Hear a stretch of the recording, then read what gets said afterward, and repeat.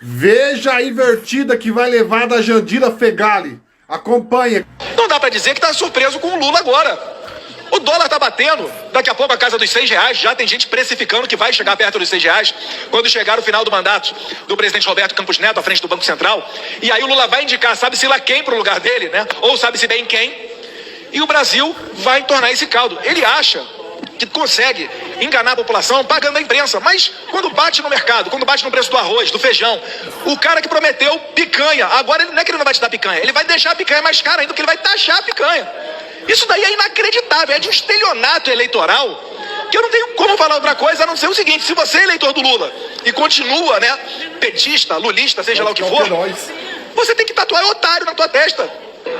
Eu quero registrar aqui a minha, não vou dizer a minha indignação, mas é muito perto disso.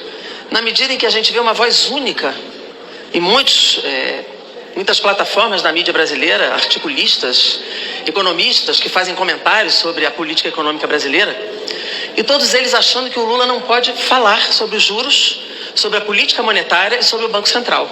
Ora, Lula foi eleito presidente da República do Brasil com 60 milhões de votos. E ele não pode falar sobre a questão central da política econômica brasileira? É claro que ele pode, deve e está falando corretamente, enfrentando esse discurso que a âncora fiscal é decisiva para tudo, mas na linha do corte de gastos. Essa é a linha geral. E dizendo que é a fala dele que aumentou o dólar. Por favor, não brinquem com a nossa inteligência. A alta do dólar nada tem a ver com a fala de Luiz Inácio Lula da Silva.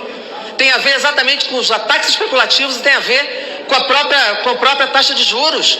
Vamos parar com essa tentativa de suprimir a fala do eleito. Quem não está gostando que tem de se eleger. Neste momento, o presidente da República, Luiz Inácio Lula da Silva, e fala corretamente, enfrenta o senhor Campos Neto, que poderia ter feito uma intervenção e não o fez porque não quis e deixou que a situação ficasse como ela está com a alta do dólar. Segundo lugar, eu também gostaria de registrar aqui a minha estranheza, para não dizer o meu susto, em tese, com essa fala dos 30 anos do Plano Real, que também agora é uma celebração sem nenhuma crítica. É óbvio que a hiperinflação é desastrosa, é trágica, e foi muito importante conter a hiperinflação. Eu estava aqui quando aprovou o Plano Real. E eu fui revisitar os meus discursos, as nossas análises da época, as análises de economistas que não têm espaço na TV, mas eles escrevem. E posso dizer que, apesar da gente ter combatido a hiperinflação, o caminho escolhido deixou legados gravíssimos para a economia brasileira. Virou para uma economia rentista, neoliberal, de âncora cambial, onde as importações e a taxa de juros elevadíssima desindustrializou o Brasil. Nós estamos falando de um plano que trouxe consequências que até hoje a gente vivencia. Então nós precisamos parar de fazer apenas a celebração, uma celebração que inclusive nega a presença de Itamar Franco como presidente da República da época, faz uma celebração acrítica, como se as consequências do Plano Real para a economia brasileira fossem pequenas.